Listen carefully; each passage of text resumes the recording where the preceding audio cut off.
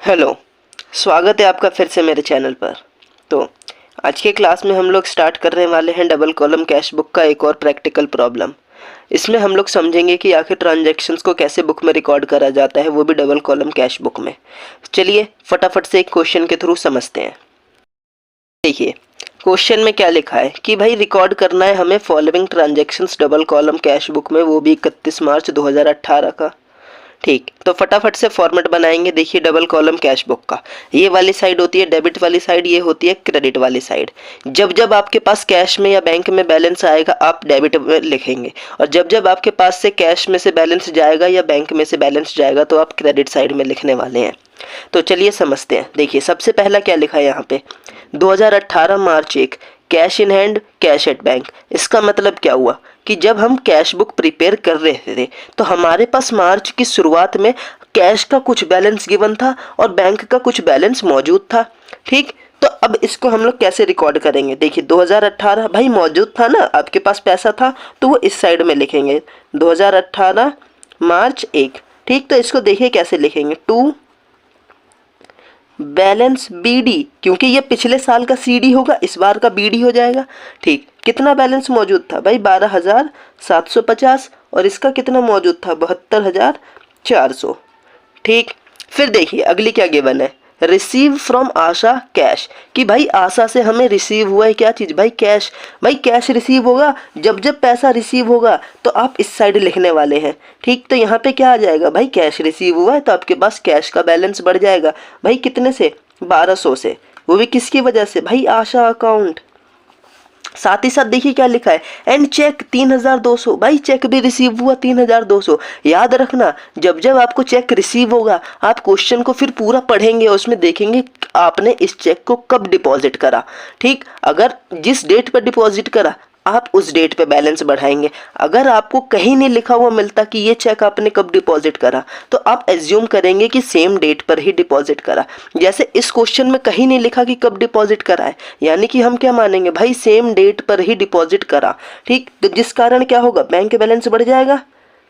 ठीक, और नाम क्या आ जाएगा भाई, आशा अकाउंट। ठीक ठीक, चलिए अब देखते हैं क्या लिखा है।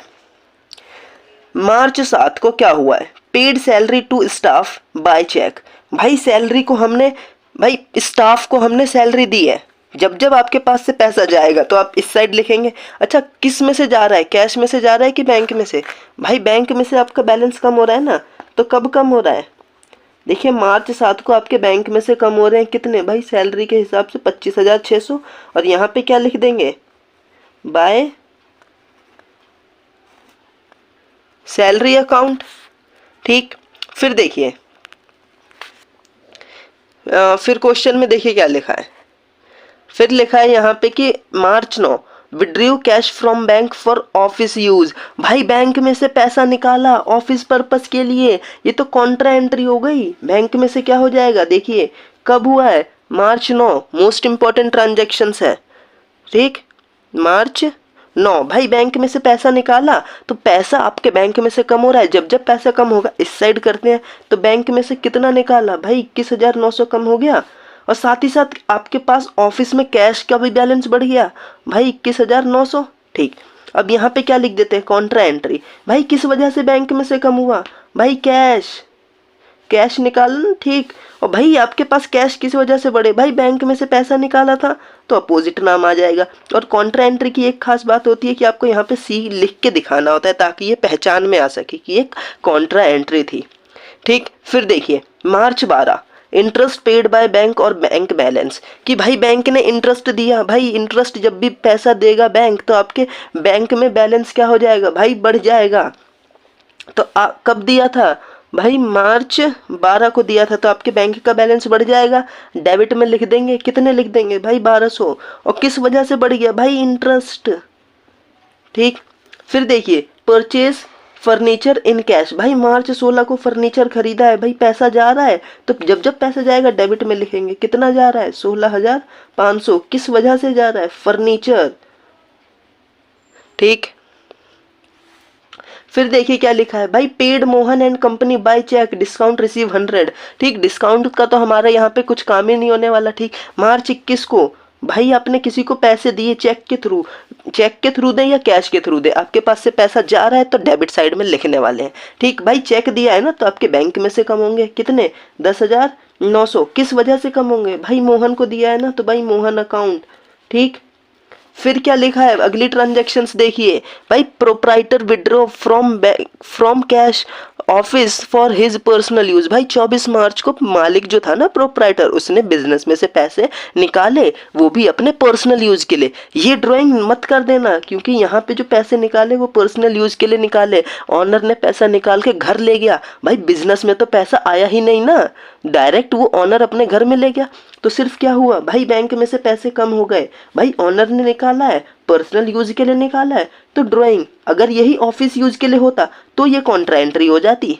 क्लियर हुआ पॉइंट। ठीक, देखिए sold goods to Mohan for Manoj for cash. भाई हमने सामान बेचा तो हमारे पास पैसा आएगा ना। ठीक, हमारे पास पैसा आ रहा है, भाई किस नाम से आएगा, कितने रुपए से, 14,800। किस वजह से आ रहा है, भाई हमने सोल्ड करा था तो टू सेल्स अकाउंट। ठीक, फिर देखिए deposit office cash into bank. अब देखिए भाई आपने डिपॉजिट करा है बैंक में, वो भी ऑफिस का कैश, तो क्या ऑफिस का कैश कम नहीं होगा। भाई ऑफिस का कैश था, आपने बैंक में डाल दिया तो ऑफिस का कैश तो कम हो गया। भाई कितने से कम हो गया, 21,200 से कम हो गया। अच्छा, साथ ही साथ क्या ऑफिस का बैंक का बैलेंस नहीं बढ़ गया होगा, भाई जरूर बढ़ गया होगा। तो आपने क्या करा भाई, ऑफिस का बैंक का बैलेंस बढ़ा दिया। ये देखिए 21,200। ये तो एक ट्रांजैक्शन के दो इम्पैक्ट पड़ रहे हैं, तो कॉन्ट्रा एंट्री लग रही है। जी हाँ, कॉन्ट्रा ही तो है ये देखिए। ठीक, तो अब अपोजिट नाम लिख देंगे। भाई कैश का बैलेंस बढ़ा है ना तो बैंक का नाम लिख देंगे। भाई कैश का बैलेंस बढ़ा है ना, बैंक का बढ़ा है तो यहाँ पे कैश का नाम आ जाएगा। ठीक, और यहाँ पे देखिए कैश का कम हुआ है तो यहाँ बैंक का नाम आ जाएगा।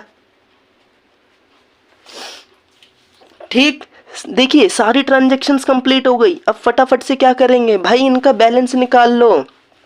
ठीक, बैलेंस निकालते हैं। देखिए इसकी टोटलिंग करिए।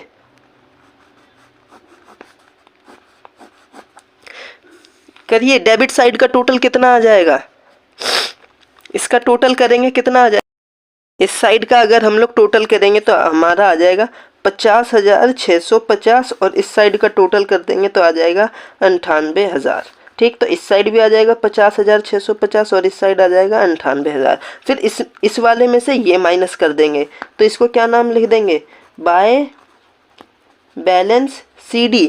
कितना आ जाएगा अगर ये माइनस कर देंगे भाई, 1350 और इसमें से ये सब माइनस कर देंगे तो भाई इतना आ जाएगा 39,600। वो भी कब आ रहा है भाई, मई की लास्ट को 31। बाय बैलेंस CD आ जाएगा। ठीक, ये देखा आपने। फिर इस बैलेंस को क्या करते हैं भाई, नेक्स्ट मंथ में ट्रांसफ़र करते हैं। मई था तो क्या आ जाएगा भाई, जून 1। ठीक, और इसको क्या नाम लिख देंगे, टू बैलेंस BD। कितना, 1350, 39,600। क्वेश्चन कंप्लीट है। आई होप आपको समझ आया होगा।